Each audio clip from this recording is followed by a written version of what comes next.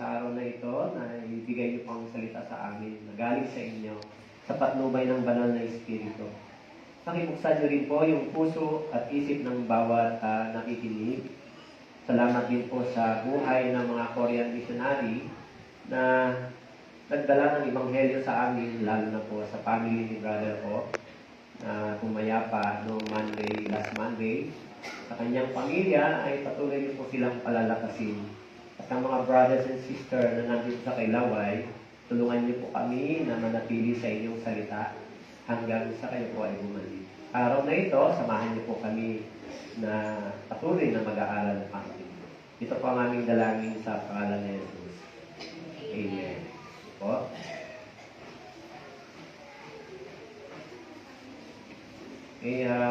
Dito po sa Romans chapter 5 verse 8. Romans chapter 5 verse 6 hanggang 11. Babasahin ko po sa inyo. Sundan nyo na lamang po. Verse 6.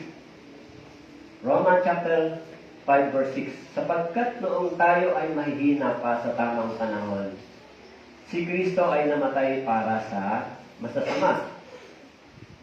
Sapagat bihirang mangyari na ang isang tao ay mamamatay alang-alang sa isang taong matuwid. Bagamat alang-alang sa isang mabuting tao, marahil ay may mga ngahas mamatay. Verse 8, basahin po natin ang sabay-sabay. Subalit, pinatunayan ng Diyos ang kanyang pag-ibig sa atin na noong tayo'y mga makasalanan pa, si Kristo ay namatay para sa atin. Lalo pa nga ngayong itinuturing tayong ganap sa pamamagitan ng kanyang dugo, ay maliligtas tayo sa galit ng Diyos sa pamamagitan niya. Sapagkat kung noon nga tayo'y mga kaaway, ay pinapakipagkasundo tayo sa Diyos sa pamamagitan ng kamatayan ng kanyang anak. Lalo ngayong ipinagkasundo na ay maliligtas tayo sa pamamagitan ng kanyang buhay. Verse 11, at hindi lamang gayon, kundi tayo'y nagagalak rin sa Diyos sa pamamagitan ng ating Panginoong Jesucristo, na sa pamamagitan niya, pinamo natin ngayon ang pakikipagkasundo. Ito po ang salita ng Diyos. Pag-aralan po natin ngayon yung title na yung tunay na pag-ibig ng Diyos. Ano po?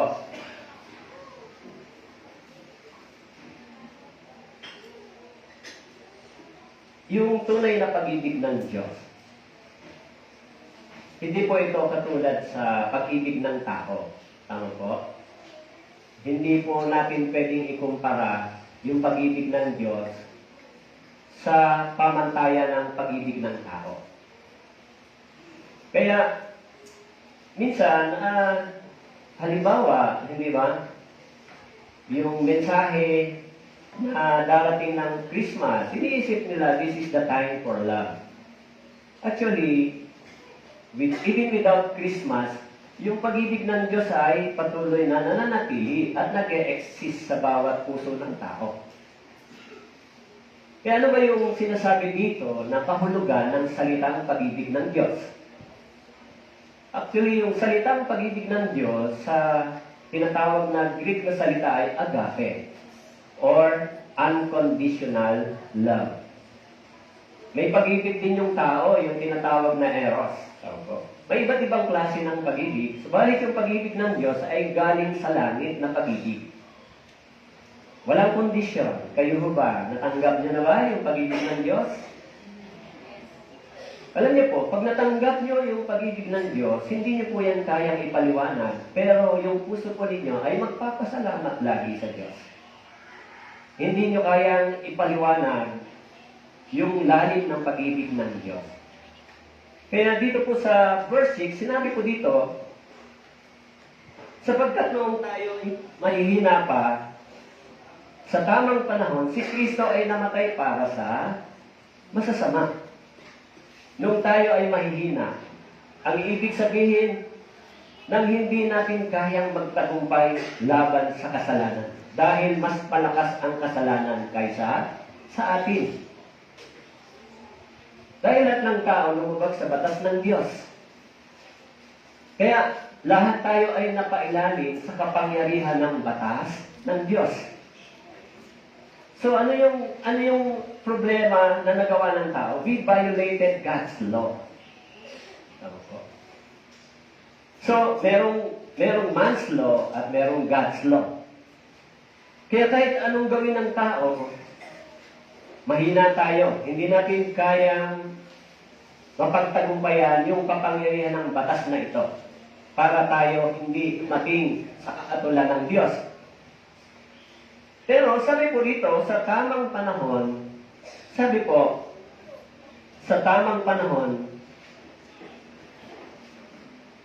si Kristo, sa tamang panahon, si Kristo ay namatay para sa masama. Ang ibig sabihin, sa ungodly person, sa taong ayaw kumilala sa Diyos, sa taong hindi naniniwala sa Diyos, sa taong pumahamak sa salita ng Diyos, sa taong lumabag ng maraming beses sa batas ng Diyos. Naintindihan niyo po yung ganun salita? Kaya kung naunawaan natin yung pag-ibig ng Diyos, hindi po sa pamamagitan ng material na bagay. Actually, hindi lahat ng tao mayroong material na bagay. Tama po? Hindi lahat ng tao masarap ang kinakain. Hindi lahat ng tao natutulog sa masarap na tulugan. Hindi lahat ng tao. Subalit, kahit hindi lahat ng tao mayroong ganitong bagay, hindi nagkaroon ng kayamanan o masarap na buhay, pero lahat ng tao ay pwedeng makatanggap ng pag-ibig ng Diyos. Lahat ng tao pwedeng makatanggap ng kaligtasan o ng buhay na walang hanggan, kahit wala silang kayamanan o pera sa mundong ito. Kahit hindi lahat ng tao mayroong kayamanan, masarap na pagkain, subalit lahat ng tao sa paningin ng Diyos pwedeng makatanggap ng pag-ibig ng Diyos. Kaya, papaano ipinapaliwanag yung pag-ibig ng Diyos? Dito, hindi ipinaliwanag yung pag-ibig ng Diyos sa pamamagitan ng pagbibigay ng material na bagay. Ipinaliwanag yung pag-ibig ng Diyos sa pamamagitan ng kamatayan ng ating Panginoong Jesucristo. Kaya sabi po, sapagkat noong tayo mahina pa, sa tamang panahon si Kristo ay namatay. Bakit? Bakit kailangan may mamatay? Bakit kailangan mamatay si Kristo? Bakit hindi siya namatay para sa mga taong mababait, mabubuti, masunurin, mga relihiyoso, laging nasa church? Sabi po, si Kristo ay namatay specifically sa mga taong masasama. Kasi mahirap ipaliwanag yung pag-ibig kung mamamatay ka lang para sa taong mabuti sa'yo. Mahirap sabihin yung mercy and love kung ang mga tao ito ay naging mabuti at gumagawa ng tama sa iyo. Hindi mo matidefine yung mercy and love sa mga tao gumagawa ng mabuti sa iyo at namatay ka para sa kanila. Pero, yung namatay si Kristo para sa taong mga napopoot, hindi sumusunod, lumabag sa batas ng Diyos, maintindihan natin na ito ay dahil sa pag-ibig ni Kristo. Kasi, yung pag-ibig ng mga magulang sa anak, gano'n. Kahit na ang mga anak ay hindi sumusunod, minsan, nagbibigay sila ng problema sa kanilang mga magulang, still yung pag-ibig ng parents, nasa kanila pa rin. Nagbe-benepisyo pa rin sila sa mga kailangan nila everyday. Lahat ng kailangan nila ay binibigay pa rin. Kahit minsan, ang mga anak, hindi masunurin sa magulang. Naiintindihan siguro ng mga magulang dito yung sinasabi ko. Kasi kapag anak mo, hindi mo pwedeng sabihin na yan na wala na akong tungkulin sa iyo. Ang Diyos, ganun po siya sa tao. Pero, hindi katulad natin na pwede tayong mamatay para sa ating mga anak, pwede tayong mamatay para sa ating mga magulang, pero hindi tayo pwedeng mamatay para yung kasalanan nila ay mapawi, yung paglabag natin sa Diyos. Of course, dahil sa pag-ibig ng magulang sa anak, magagawa niya yon. Pero kahit mamatay ang isang magulang para sa anak, yung kasalanan niya ay hindi malilinis at mapapatawad. Pero ang Panginoon, nang namatay siya dun sa cross, para sa kapatawaran ng mga taong masasama. Kaya iba yung pagpapaliwanag ng pag-ibig ng Diyos. Kasi di ba, may mga magulang na sa sobrang pagmamahal sa mga anak, minsan yung buhay nila na ibubuwis nila. Of course, nagagawa nila yon. Pero yung kasalanan nila, hindi napawi at hindi napatawad. Pero ang Panginoong Diyos, si Kristo, nang namatay sa cross, hindi lamang niya tayo pinatawad at tinubos. Binigyan niya tayo ng pagkakataon makapasok sa buhay na walang hanggan. This is the gift. This is the real gift. Kaya pag Christmas, iniisip ng mga tao, this is the time of God's love. This is a gift.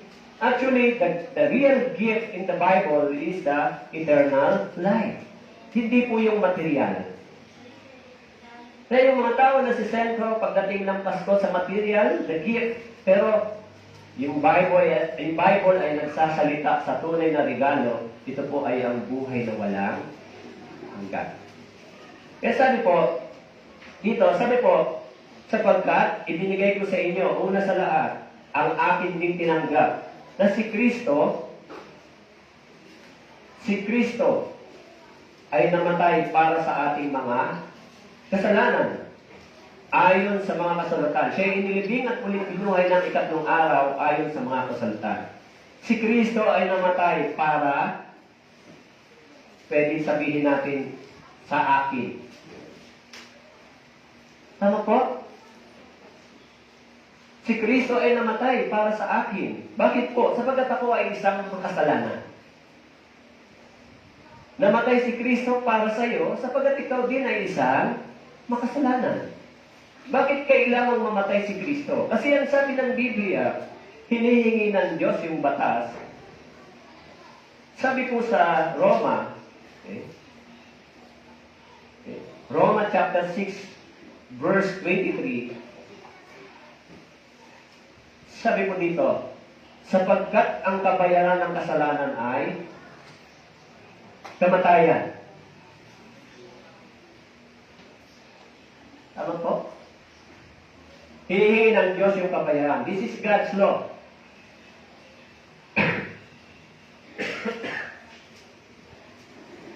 Halimbawa, lumabag tayo sa batas ng tao, mayroon po itong kabayaran.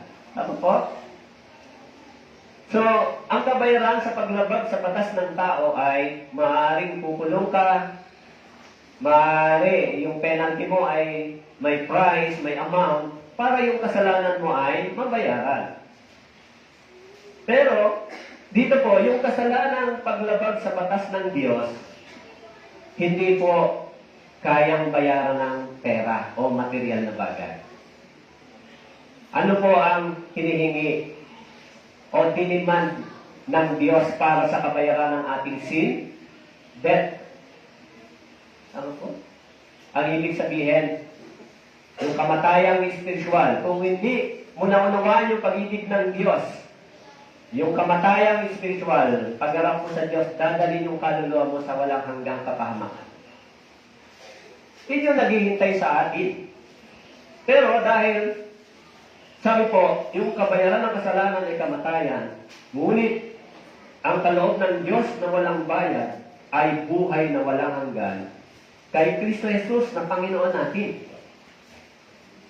Kaya sabi po rito, ang ating Panginoong Kristo ay ginawa ito para mabayaran yung ating mga violation o paglabag sa Diyos. Nagkasala ako sa Diyos sa isip, sa salita at sa gawa. Nagkasala din po ba kayo sa Diyos sa isip, sa salita at sa gawa? Yes. Kung ganon, hiningi ng Diyos yung bayad. Ano yung hiningi ng Diyos? Kamatayan. Now, yung paglabag ko sa batas ng Diyos, dahil sa awa at pag-ibig ng Diyos, ibinigay si Jesus Christ para mabayaran yung aking mga paglabag. Yan yung pinakamagandang regalo na binigay ng Diyos sa tao. Hindi po yung material. Alam nyo, kahit marami tayong material blessings, pero minsan nalilimutan ng tao ang Diyos pag maraming material blessings, hindi ba? Bakit ka tatawag sa Diyos kung kaya mong gawin yung lahat ng bagay na gusto mo?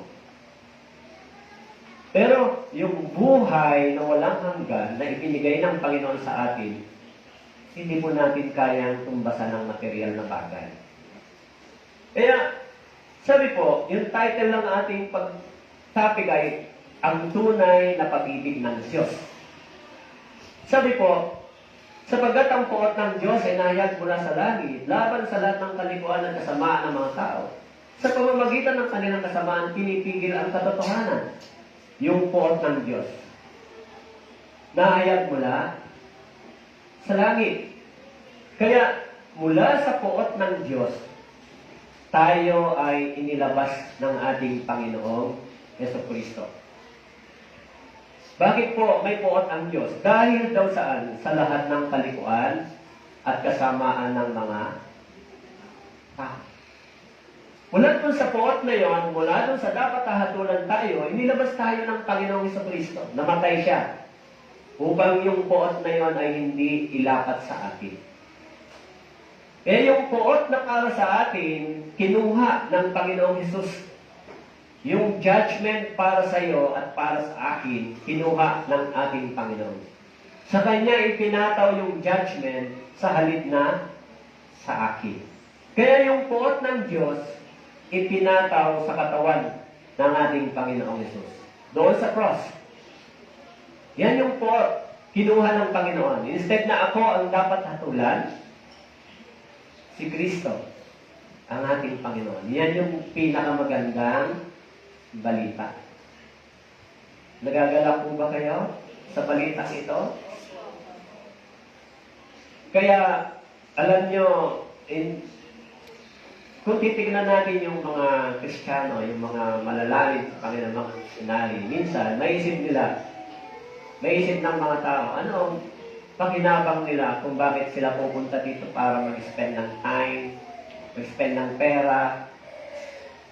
Maaaring naintindihan nila kung gaano kalalim yung pag-ibig din ng Diyos na tinanggap nila. Na gusto nilang ibahagi sa mga Pilipino. Kasi, magkano ang gastos papuntang Pilipinas? Magkano ang gastos araw-araw stay dito? Dahil siguro malalim sa puso nila yung pag-ibig ng Diyos. Kaya sabi po, dati, sabi niya, kayo mga patay dahil sa mga kasalanan at sa di pagtutuli ng inyong laman, ay kanyang binuhay kayong kasama niya. At, ano daw po? Ipinatawad niya sa inyo ang lahat ng mga kasalanan. Tama po? Natanggap niyo na ho ba ito? 2,000 years ago, nang namatay si Jesus, ipinahayag nila yung mensaheng ito. Nang namatay sa cross ang ating Panginoon, ito ang mensahe. Yung kamatayan niya ay nagdala ng mensahe ng pagpapatawad at pagtubos sa lahat ng ating mga kasalanan. This is a good news. Tama po? Kaya nga, through faith, sinabi doon, through faith, 2,000 years ago si Jesus, dinala yung mensaheng ito para sa ating lahat. Hindi lang sa Pilipino, maging sa iba't ibang nasyon. Mensahe po yan galing sa langit, hindi po galing sa presidente. Kasi yung presidente pwede mag-pardon, tama po? Pwede maggawad ng pardon sa mga lumabag sa batas, mga rebellion. So, palalayain sila sa kulungan kung binigyan sila ng parol o pardon. Pero, yun ay galing sa presidente, galing sa Malacanang bilang batas ng tao. Dahil nilabag nila yung batas ng tao. Subalit yung mensaheng ito ay galing sa langit. I-deliver sa pamamagitan ng kamatayan ng ating Panginoong Yesus. Sabi lang, ipinatawad niya sa inyo ang lahat ng mga kasalanan. Pag sinabing lahat, mula doon sa past hanggang sa future. Maging yung bukas, bayad yung kasalanan, ipinatawad. Naintindihan niyo po ba yun?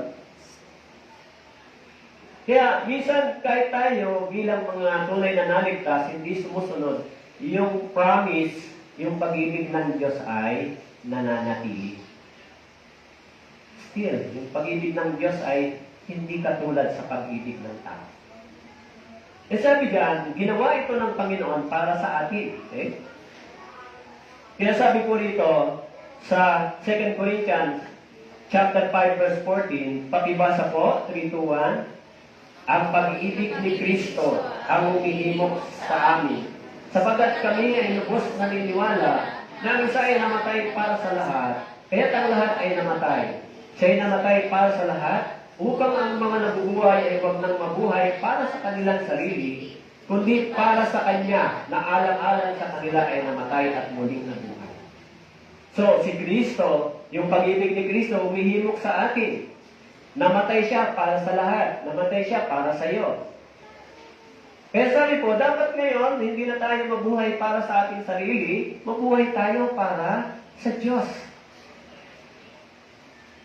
Yun yung sinasabi ng Panginoon.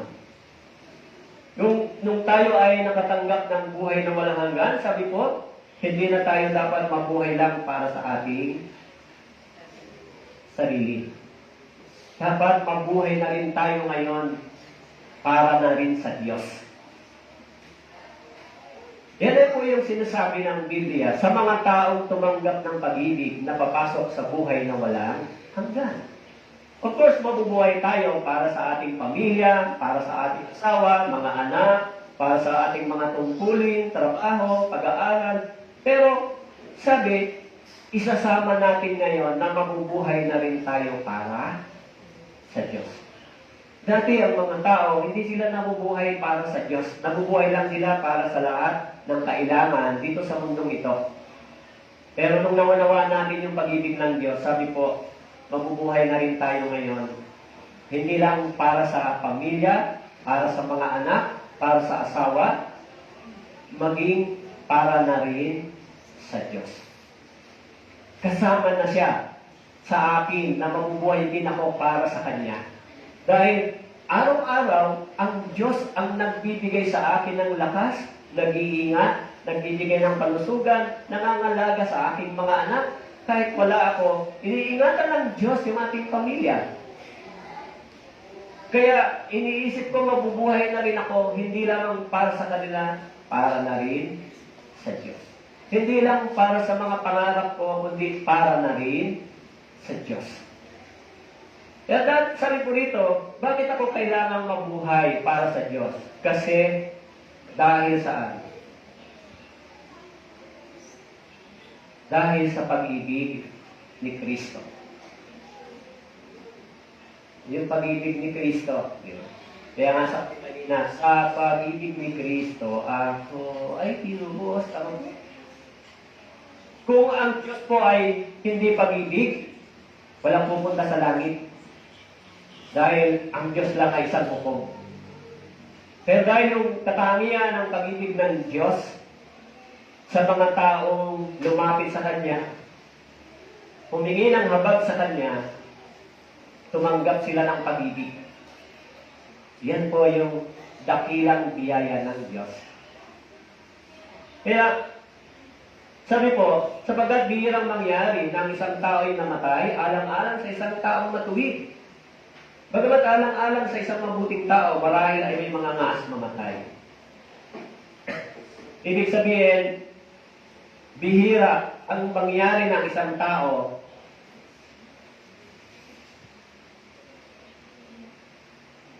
sabi po, bihira mangyari sa isang tao na mamatay alang-alang sa isang matuwid. Bagamat alang-alang sa isang mabuting tao, maaaring mangyari na may mangahas mamatay. Pero kayo po, pwede ba kayo mamatay sa kinapupuotan nyo? Pwede ba kayong mag-alay ng buhay sa mga taong kaaway nyo o kinapupuotan nyo? Kaya mo ba natin gawin yan? Mahirap po gawin yan, di ba? Actually, minsan ang iniisip ng iba, pagka napopoot tayo, iniisip natin, sana sila lumisan na rin, di ba? Pag nagagalit tayo at napopoot, ganun din sa iniisip natin, di ba? Pero, ang Panginoon namatay siya sa mga taong napopoot din sa Kanya. Sa mga taong hindi naniniwala sa Kanya, sa mga taong hindi sumusunod sa Kanya, sa mga taong lumabag ng maraming beses sa batas, ang Panginoong Hesus ay namatay para sa kanila. Sa inyo po, namatay ba si Kristo? Kaya, kung meron po tayong bagay na dapat ipagpasalamat, yung tinanggap nating biyaya na hindi naman tayo karapat-dapat. Yan po yung mabuting regalo ng Diyos sa atin. Kahit na nakatanggap tayo ng anumang regalo, lupa, bahay, kotse, sasakyan, pera, kahit nakatanggap kayo ng mga bagay na ito, paglisan po ninyo sa mundong ito, iiwan po ninyo ito. Hindi po ninyo madadala sa langit. Tama po. Kahit tumanggap kayo ng mga ganito kalagaran, kagandang regalo, pero kung tumanggap tayo ng regalo galing sa Diyos, yung buhay na walang hanggan, yung eternal life, sa pamamagitan ng Ebanghelyong ito lang yung tanging madadala natin, pagharap natin sa Diyos. Lahat ng kayamanan na meron tayo ay iiwan natin sa mundong ito. Katanyagan ng ating laman, yung pangalan, titulo, lahat ng bagay, maiiwan sa mundo. Narinig niyo ba na namatay yung isang missionary, si Brother Oyang Nam?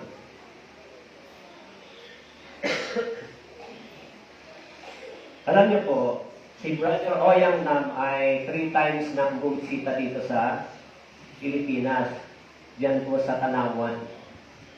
Pero, first time silang bumisita dito sa Kailaway at nagdala ng Ebanghelyo Bible Seminar. Alam niyo ba na si Brother Oyang Nam ay isang engineer sa Korea? Ang edad niya ay 47 years old. Pero yung puso niya sa mga Pilipino, sinasabi niya, gaano niya kamahal yung mga Pilipino. Kaya nga, nung gabi ng Saturday, nung pumunta po ako doon, nag-usap kami 2 oras. Sabi niya, alam mo, blessed na blessed at masayang-masaya kami sa nangyari sa Kailaway. First time, nakita nila, na-experience nila yung ganong nangyaring Bible seminar. Kaya masayang-masaya siya. Galak na galak siya. Marami siyang pangarap para sa Pilipino at sa Kailaway. Kasi sabi niya, yung lahat ng kayamanan, lahat ng meron ako, iaalay ko para sa Panginoon sa Ebanghelyong ito. Para sa Pilipino. Maraming Pilipino ang makalapit at makapasok sa buhay na walang hanggan. Yan ang sinasabi niya sa akin. Kaya sabi ko, yung puso niya ay katulad ng puso ng ating Panginoon. Yan lagi niyang binibili, yung mga na-invite niya, pinakita niya yung mga picture, please, Pastor, pakipalo up ito, sana makita namin sila. Actually, plano nila bumalik next year. Sabi niya, we will come back next year. Pero suddenly, kinuha siya ng Panginoon noong Monday ng umaga. Kaya, minsan, mahiwaga yung pag-ibig ng Diyos. Hindi natin lubos maunawaan, hindi ba? Inisip ko, kung siya ay busy tao, engineer, pinakita niya yung mga project niya, iniwan niya ng halos 2 linggo yung business niya. Pumunta sila dito para magdala ng Ebanghelyo, gumastos ng malaking pera.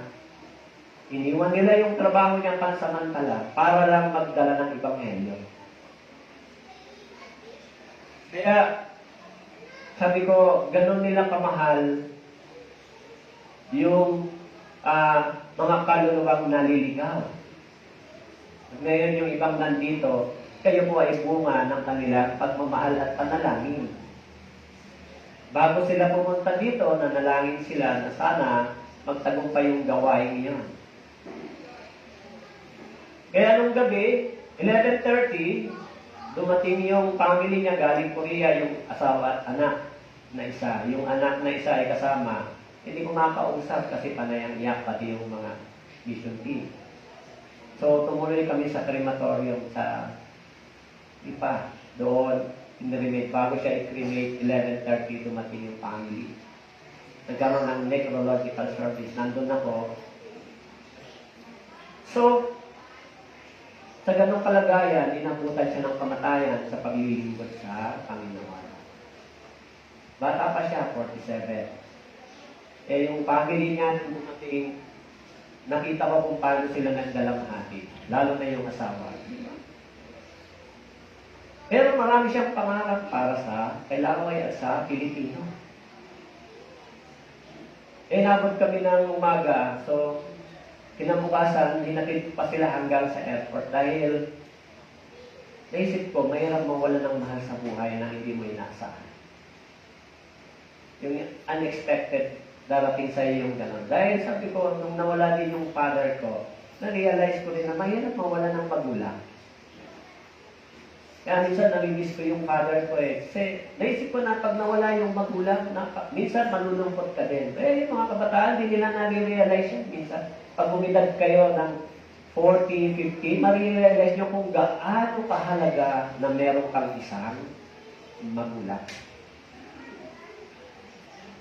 Kaya naawa ko kay Brother John. Ako rin na napaluha ng maraming beses. Niyakap ko siya. Hanggang ngayon, hindi ko mapigil yung puso ko kung paano. Hindi ko nga ma-explain kung bakit. Hindi naman talaga ako mahilig sa umiyak sa gano'n. Pero naisip ko, yun yung pag-ibig nila sa mga Pilipino.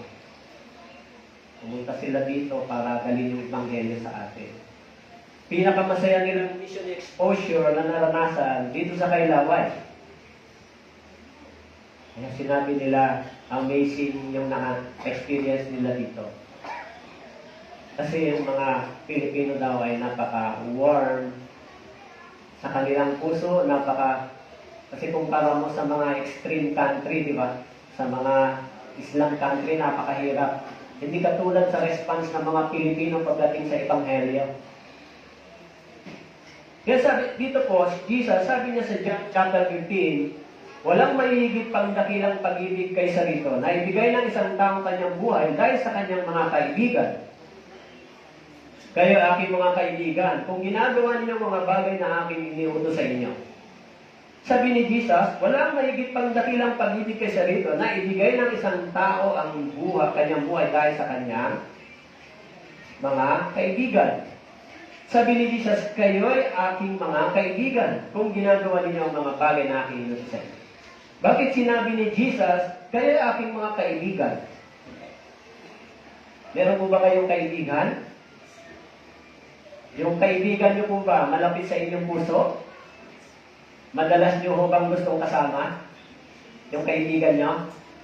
O yung kaibigan nyo ay pinapopotan nyo? Walang ganon, hindi ba? Pag kaibigan mo siya, gusto mo siya laging kasama, kausap, at malapit siya sa iyong puso.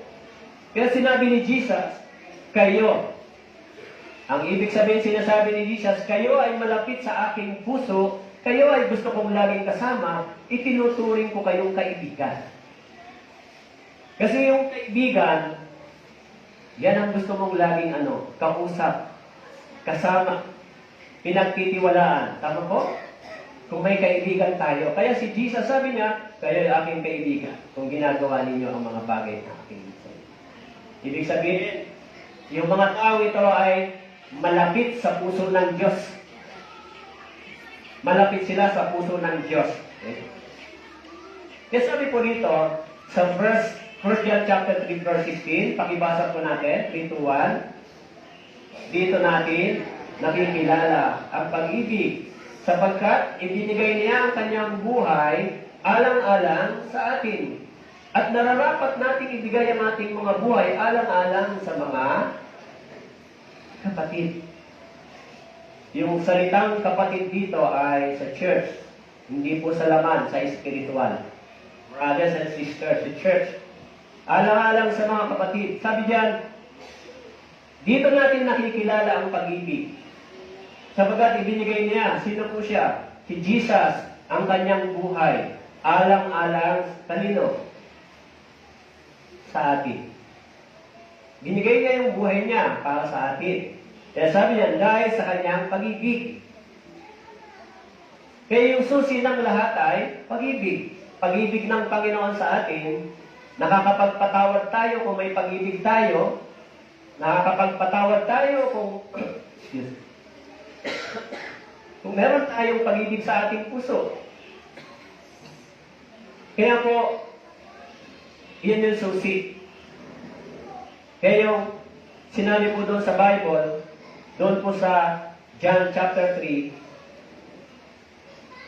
verse 16, sabi po dito, sapagkat gayon na lamang ang pag-ibig ng Diyos. Gayon na lamang ang pag-ibig ng Diyos. Sa sanlibutan, ito pong sanlibutan ay yung mga taong makasalanan. Na binigay niya ng Diyos ang kanyang tanging anak. Ito po ay si Jesus. Tama po? Upang ang sino man, tama po, walang pinipilit. Upang ang sino mang tao sa kanya'y sumampalataya ay huwag mapahamak, huwag mahulog yung kaluluwa sa impyerno, kundi magkaroon ng buhay na walang hanggan. Yun yung pinakamagandang mensahe ng pag-ibig ng Diyos. Ang tao ay magkaroon ng buhay na walang hanggan. Dahil yung buhay natin temporary lang, tama po? Si Brother O ay nabuhay ng 47 years old. Kung titignan sa pamantayan ng tao, hindi pa panahon para sila ay lumisan. Dahil healthy naman sila eh. Pero walang makapagsabi kung kailan yung buhay natin ay binabawi. Tama po? Kaya ho, sabi dyan, yung pag-ibig ng Diyos, natanggap niyo na ho ba? Pag yan po yung natanggap ninyo, naranasan nyo, hindi po ninyo yan malilimutan hanggang umarap kayo sa Diyos. Kasi bakit po? Kahit Kristiyano na tayo minsan hindi tayo sumusunod, di ba? Pero yung pag-ibig ng Diyos, hindi niya pinaalis, nananatili pa rin sa atin. Okay. Kahit minsan tayo hindi sumusunod sa kanyang salita, still yung pag-ibig ng Diyos ay nananatili pa rin. Ganon kabuti ang pag-ibig ng Diyos. Kaya po, sabi ko dito natin nakikilala ang pag-ibig. Tama po? Sapagkat ibinigay niya ang kanyang buhay alang-alang sa atin.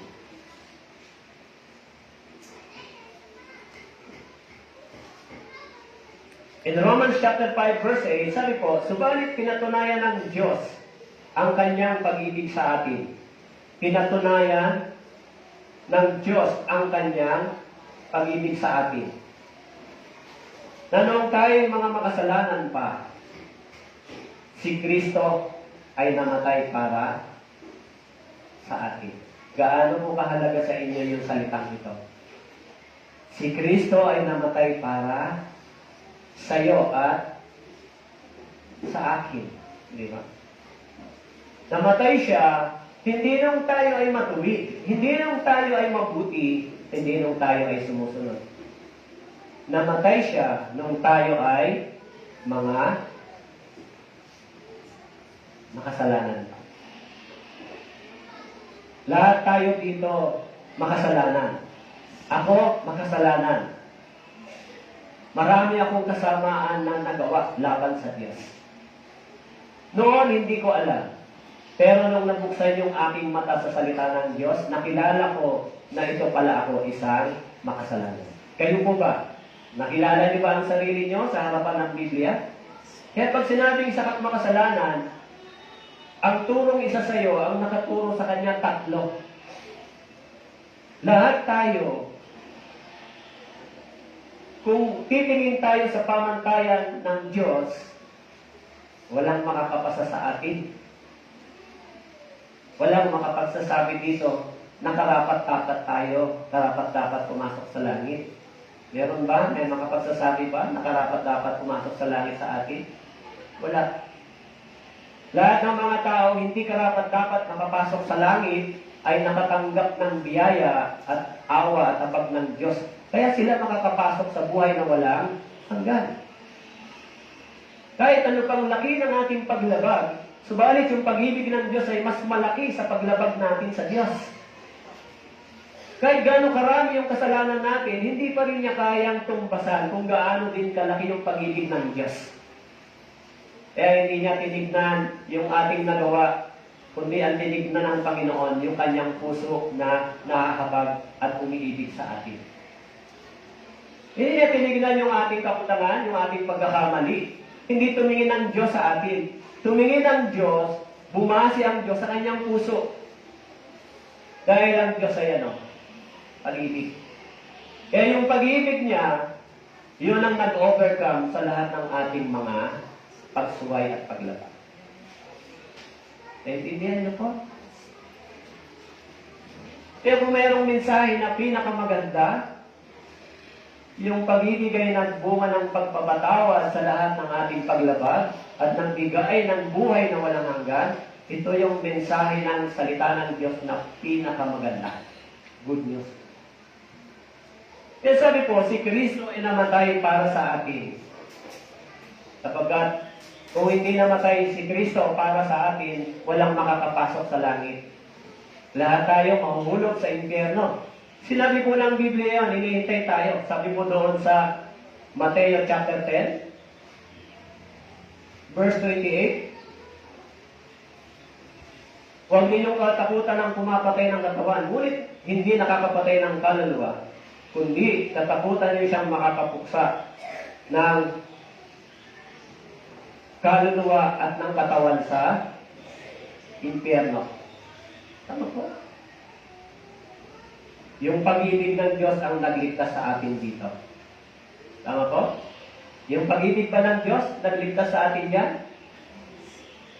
Mula sa kanyang puso, binigay niya yung kanyang anak, naggawad siya ng mercy at forgiveness, tinanggap natin yung biyaya galing sa Diyos.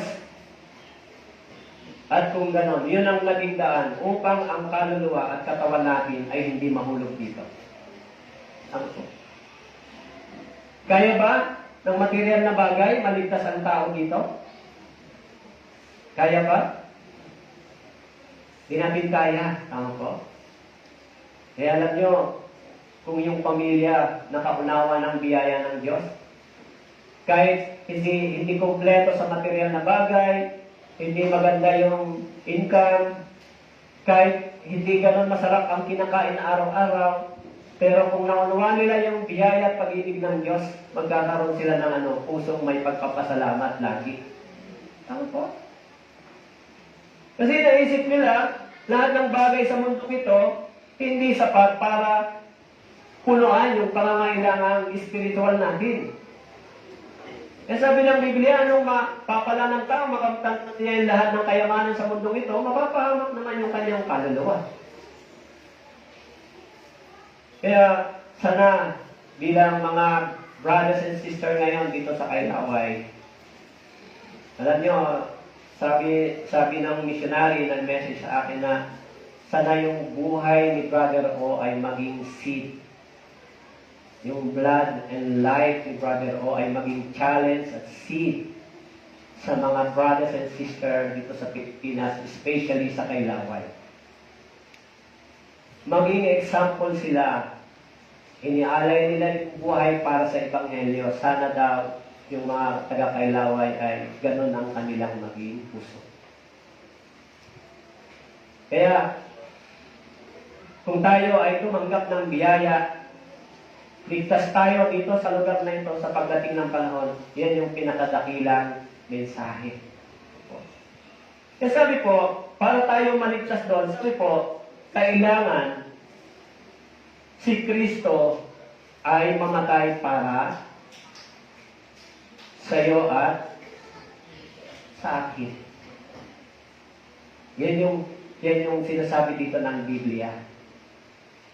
Siguro, in due time, ma-realize nyo rin kung gaano yung ginawa ng Panginoon. Kahit na, kasi minsan yung tao ganito di ba? May mga tao na nagpapasalamat lang sila pag nakatanggap sila ng material na bagay pag hinihingi nila. Pero mawawala din yun. Maglalaho din. Tama po?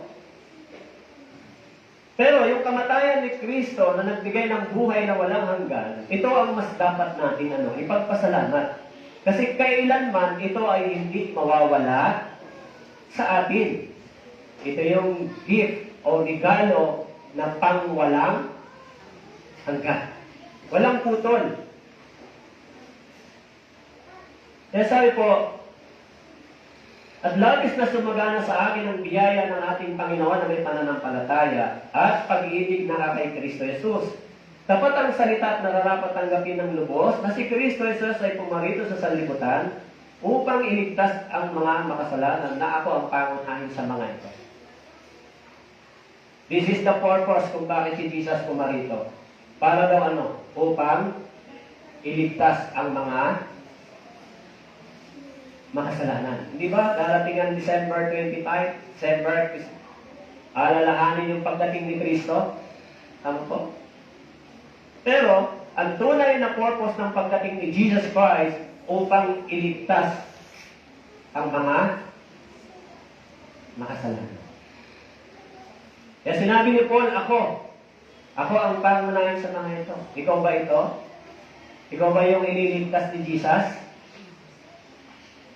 Kaya alam nyo, dati hindi ko masyadong ma-appreciate yung salitang salvation.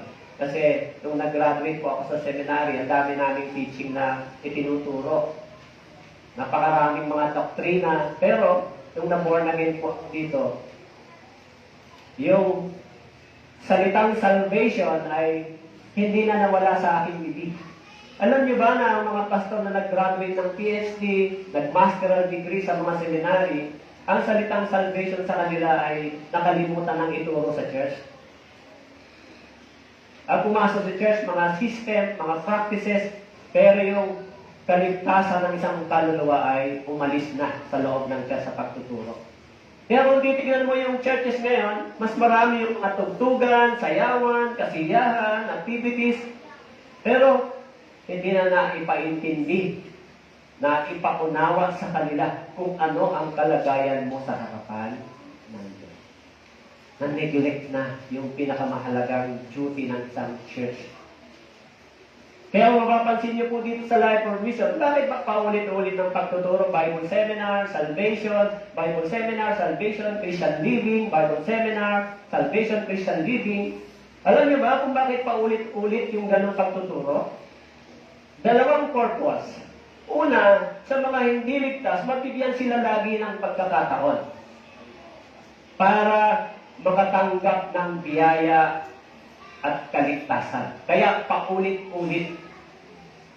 Sa mga naligtas na, paulit-ulit para lagi nilang maalala kung ano ang ginawa ng Diyos para sa kanila.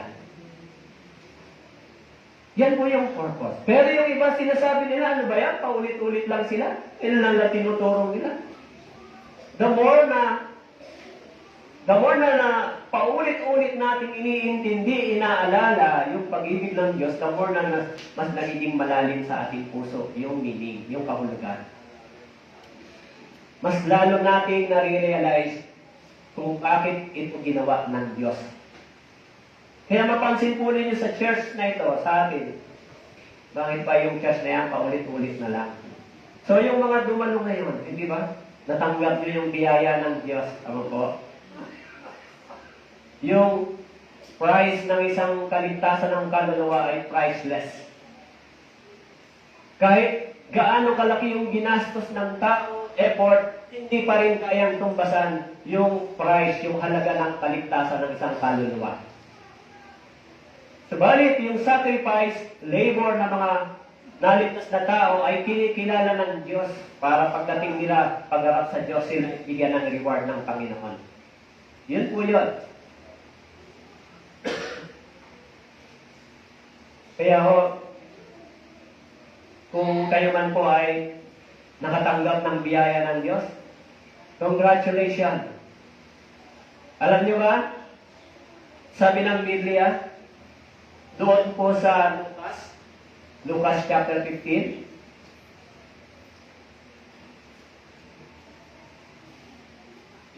pakibasa po, sabay-sabay, 3 to 1. Sinasabi ko sa inyo, magkakaroon ng higit na kagalakan sa langit dahil sa isang makasalanang nagsisi kaysa 99 na taong matutuwid na hindi nangangailangan ng pagsisisi. Magkakaroon ng higit na kagalakan sa langit. Bakit? Hindi po sa lupa. Saan po? Sa langit. Kung ganon, sa kaharian ng Diyos. Tama po? Bakit may higit na kagalakan sa langit? Dahil sa isang makasalanang nanumbalik sa Diyos. Nagbubunyi yung langit dahil sa inyo, hindi ba? Lo, nandiyan po kayo? Nagbubunyi ba ang langit dahil sa inyo? Yes. Nagpupuri ang mga anghel, nagbubunyi ang langit dahil may mga taong nanumbalik sa Panginoon. Sa pamamagitan ng pangangaral ng Ebanghelyo. Ngayon, kung mayroong kagalakan sa langit, hindi ba nagagalak ang Diyos? Dahil sa pagsasakripisyo, sa labor ng mga born-again believer, dahil may mga nanumbalik sa Panginoon, ang langit ay nagbubunyi. So kung ganon, magbubunyi lang ang langit kapag ang isang makasalanan ay nanumbalik sa Diyos. Naintindihan niyo po? Ibig sabihin, yan po yung pinakamalaking kagalakan na nangyayari sa langit. Kapag may isang taong naligtas at nakaunawa ng pag-ibig ng Diyos. At ikaw yon. Dahil sa iyo, ang langit ay nagbubunyi. Mahirap magkaroon ng kagalakan sa langit, hindi ba? Mangyayari lang yon dahil dito. So wala nang iba. Kaya sabi po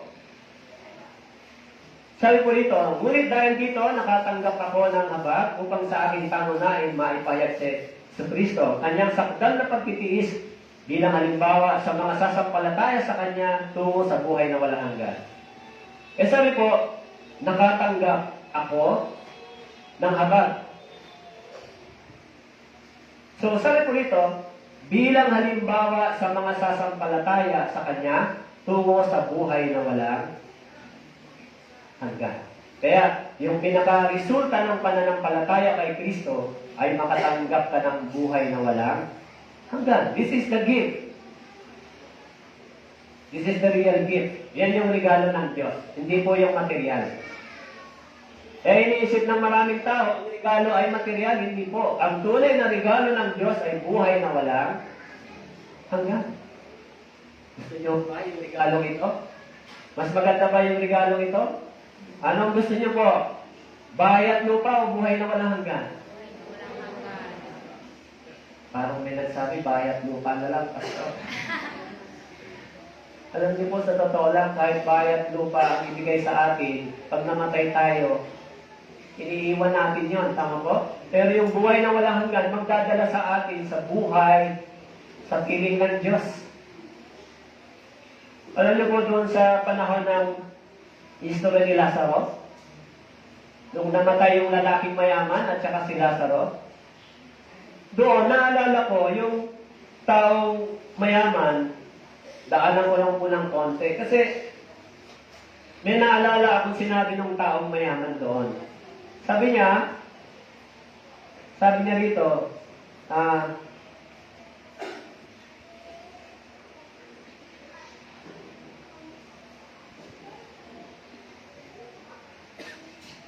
yung lalaking mayaman, nung nahulog siya doon sa walang hanggan, sabi po niya,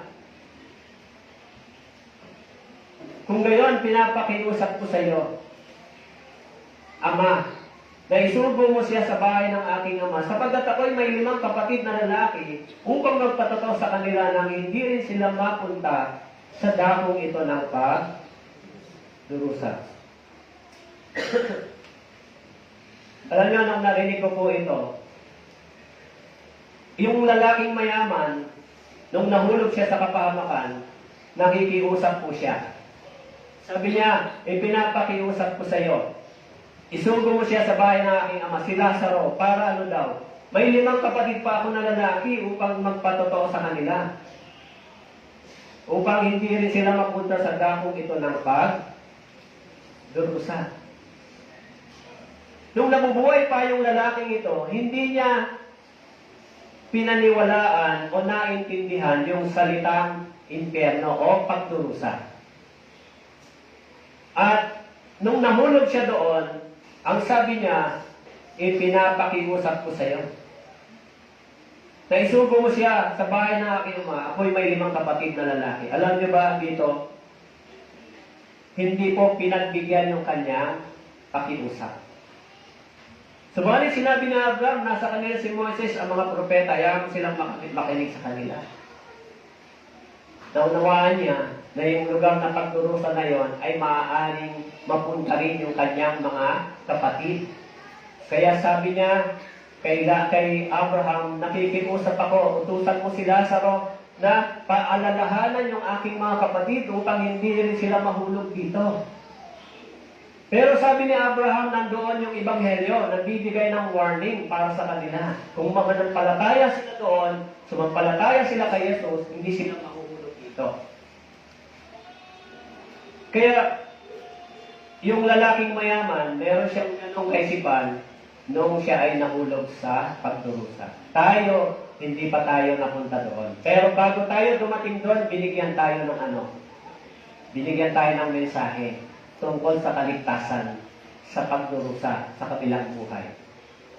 Kung gayon, kung naligtas po tayo, hindi na po kayo mahuhulog sa lugar na yon, subalit dapat tayong mabuhay na para sa Diyos. Para sa Diyos.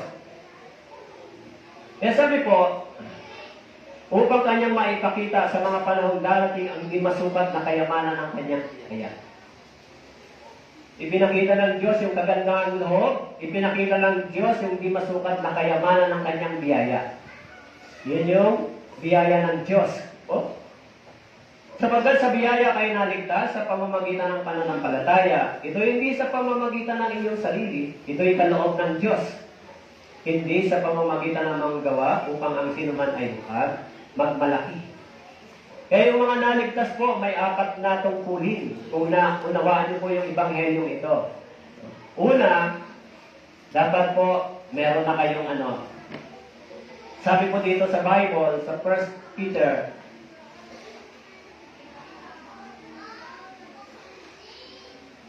gaya ng mga sanggol na bagong silang, ngitihin ninyong malinis na espiritual na gatas upang sa pamamagitan nito ay lumago kayo tungo sa kaligtasan.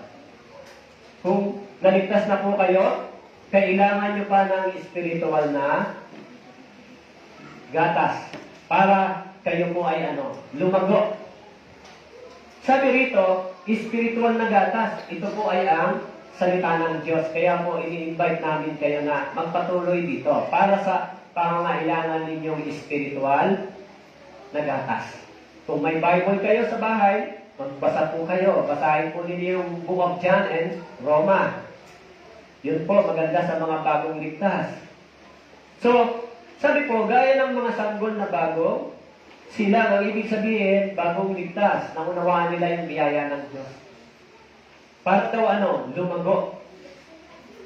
Kaya, sabi diyan, spiritual na gatas, katulad ng mga baby, pag isinilang sila, kailangan nila ng milk sa physical na pangangailangan.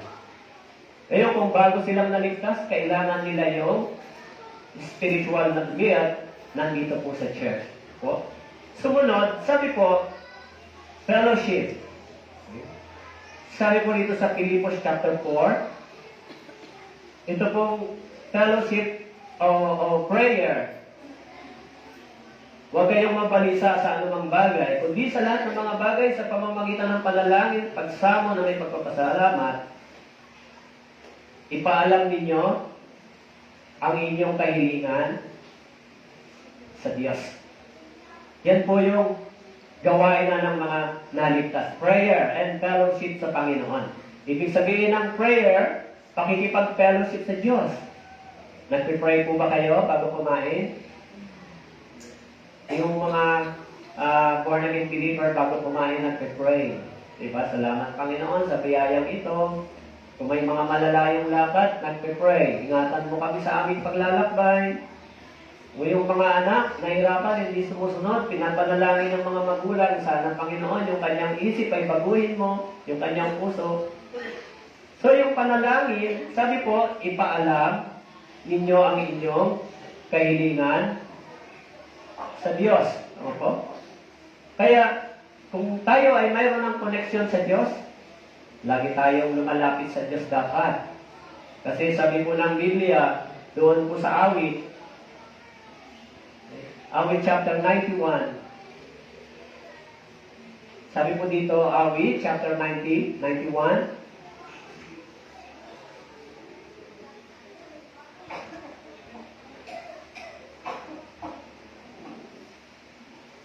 Okay, sabi po dito, siya tatawag sa akin, sasagutin ko siya. Ako'y magiging kasama niya sa kabalisaan, sasagutin ko siya at pararangalan siya. Siya tatawag sa akin. Tama po? Kaya, yan po yung prayer. Tama po? Panginoon, ingatan mo kami everyday. Samahan mo kami sa aming paglalakbay. Yung kalooban mo ang magawa namin, wag yung aming sariling kalooban. Ingatan mo yung aming mga anak. Iligtas mo sila sa maraming kapahamakan. Proteksyonan mo siya sa influensya ng droga, ng mga alak, sigarilyo, anumang bagay para hindi sila maagang masira yung kanilang pag-aaral. Yung mga panalangin sa mga bata, mahalaga. Tama po? Pero kung nandito sila sa church, baka maging daan upang makaiwas sila sa ganito. Okay, nag-excel sila sa school, pero mabuti dapat sa church meron din silang time. Kasi yun yung pag-ibig nila sa Diyos. Kaya kung yung mga parents na nanalangin, tatawag sa akin, sasagutin ko siya. Huwag lang po tayo tatawag sa Panginoon sa panahon ng may problema tayo. Tumawag din tayo sa Panginoon sa panahon ng masaya tayo, successful tayo, tumawag din tayo sa Kanya. Para sabihin natin, salamat Panginoon sa ibinibigay mong lakas na ito. Ganun, yung relasyon po ninyo sa Diyos. Kaya po, yung kaligtasan. Kaya sabi po rito, dito naayag ang pag-ibig ng Diyos sa atin, sapagkat sinugo ng Diyos ang kanyang bugtong na anak sa sanlibutan upang tayo mabuhay sa pamamagitan niya. Narito ang pag-ibig, hindi sa tayo umibig sa Diyos, kundi siya ang umibig sa atin. Sinugo ang kanyang anak na pantubos sa ating pantubos sa ating mga kasalanan. Kasama ho ba yung kasalanan nyo dito? Kasama po? Bayad na po yung kasalanan nyo? Bayad na. Yung kasalanan po ninyo bukas, binayaran na rin po? One time, si Jesus Christ ang namatay sa cross para sa lahat. Tama po? Ng ating mga pagsuway. Kaya mga tunay na born again, maaari pa po tayo minsan magkamali, subalit sabi ng Biblia, hindi tayo dapat magpatuloy. Kung alam natin ito ay mali at kasalanan, sabi ng Biblia, hindi dapat magpatuloy. Kasi sabi ng Biblia, lahat ng mga kasalanan natin ay pinatawad na sa atin. Sinubos na. Naniniwala mo ba kayo sa gano'n? Kasi yun po yung salvation sa pamamagitan ng faith. Pero pagkatapos ng faith, kailangan mayroong works. Tama po? May gawa. Tama po? Yan po yung kasunod. Kaya ginawa yun ng Diyos para sa atin. Ngayon, itinuturing tayong ganap sa pamamagitan ng kanyang dugo, maliligtas tayo sa galit ng Diyos. Ang sabi po rito, maliligtas tayo sa galit ng Diyos sa araw ng paghuhukom. tayo ay naligtas sa pamamagitan ng kanyang dugo. Ang meaning ng blood is life. Eh sabi diyan, ngayon itinuturing tayong ganap. Maniligtas tayo sa galit ng Diyos. Ibig sabihin, dumating man ang araw ng paghukom, tayo ay hindi natatayo sa hukuman ng Diyos. Yung judgment para sa atin ay kinuha na ng Panginoong Hesus. Tapos na.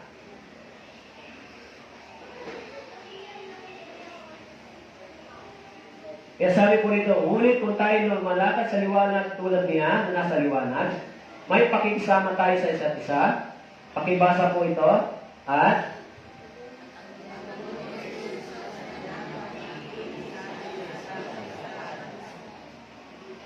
ang dugo ni Jesus, tama po? Ano daw?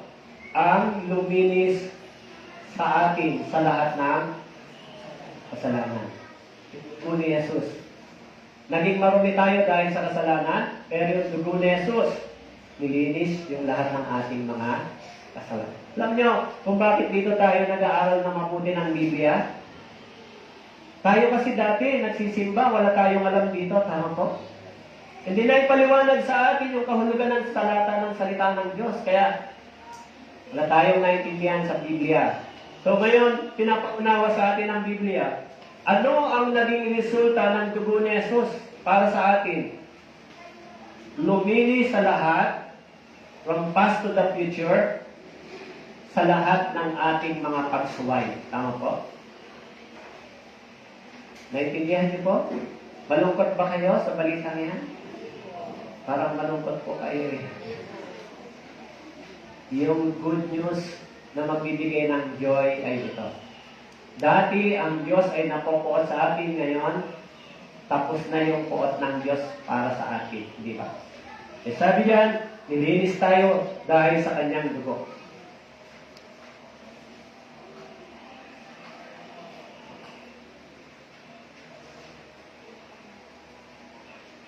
Sabi po sa Isaiah, awit, chapter 56, verse 3, sapagkat iniligtas mo sa kamatayan ang aking kaluluwa. Bakit po sinabi, iniligtas mo sa kamatayan ng aking kaluluwa? Bakit hindi po sinabi, iniligtas mo sa kamatayan ng aking katawan? Bakit sinabi, iniligtas mo sa kamatayan ng aking kaluluwa? Sabi ng Biblia, ang tao ay naging buhay na kaluluwa. Subalit nang siya ay nagkasala, namatay yung espiritu niya sa harapan ng Diyos.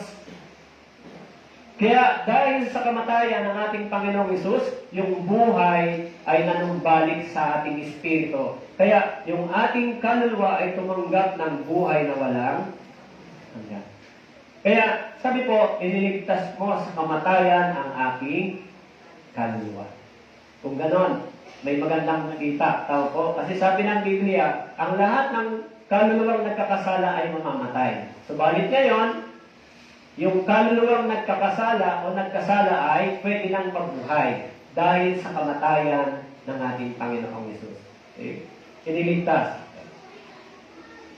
Kaya, sabi po dito sa chapter 5, verse 10, pakibasa po, 3:1, pagkat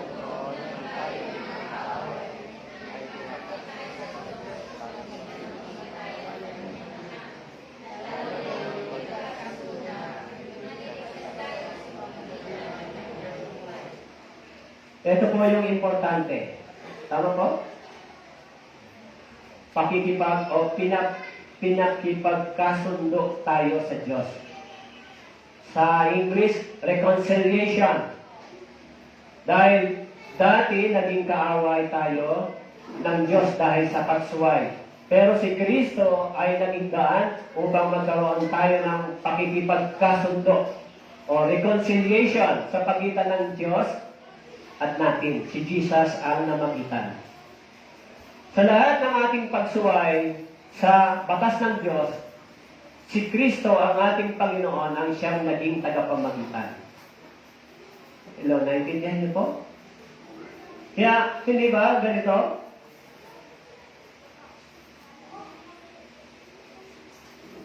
Yung malaking hadlang sa atin ay ang sin. Tama po? At tayo yung tinatawag na sinner.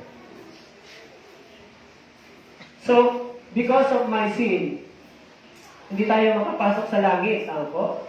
Kaya si Kristo, ang sabi po, nang namatay si Kristo dito sa cross, ipinapakipagkasundo tayo sa Diyos. Ligtas na po kayo. Malinaw na po sa inyo yung biyaya pag-ibig ng Diyos. Yan po yung hindi na pwedeng bawiin sa inyo kailanman. Yung biyayang natanggap po ninyo. Kung may nagbigay sa inyo ng kayamanan na material na bagay, pwede pong bawiin. Pero kung may nagbigay sa inyo ng buhay na walang hanggan galing sa Diyos, yan po ay para saan? Sabi ng Biblia, yung ibinigay na yan, sabi po dito, okay, sa John chapter 3, sabi po dyan, upang ang sino mang sumampalataya sa Kanya ay magkaroon ng buhay, hindi na po yan pwedeng bawiin sa inyo. Paano, Pastor, pag nagkamali ako bukas, still, yung buhay na walang hanggan ay mananatili sa iyo. Kung tunay kang nakaunawa ng biyaya ng Diyos. So, paano kung hindi ako sumunod, mananatili pa rin sa iyo? Now, sa panahon na yon, kung hindi ka sumunod, sabi sa Biblia, yung mga anak ng Diyos dinidisiplina para bumalik. Ano po? Yung mga parents dito, pag may mga anak po tayo na hindi sumusunod, minsan dinidisiplina sila, di ba? Hello, tama po ba? Hindi ba kayo nagdidisiplina sa mga anak nyo? Pagka hindi sila sumusunod, tuwan-tuwa ba kayo? Pinapalakpakan nyo ba sila? Hindi. Minsan, pag hindi sila sumusunod, sinasaway, dinidisiplina. Tama po? Dahil anak sila. Ang Diyos din ganun sa atin. Kaya yung buhay na walang hanggan ay mananatili. Tama po? Mananatili.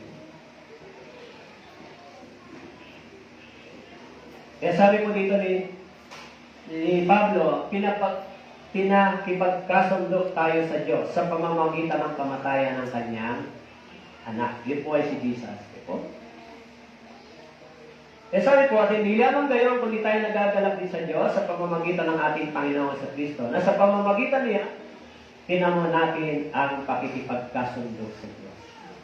Meron na po tayong kaligtasan, pakikipagkasundo sa Diyos. Kaya sana po, kayo po ay manatiling magpatuloy sa biyayang ito. Kaya lagi po sana kayong sumama sa fellowship at pagpatuloy ng pag-aaral ng salita ng Diyos. So ngayong araw ay meron po tayong fellowship, saka pagkatapos ng fellowship, luto na ba yung pagkain natin? Kaya dinuluto na po. Kaya pagkatapos po nito, wala po munang uuwi. Yung kakain po muna, konting sharing, bago po tayo mag-iwahiwalay. Okay lang po ba? Parang walang sumagot.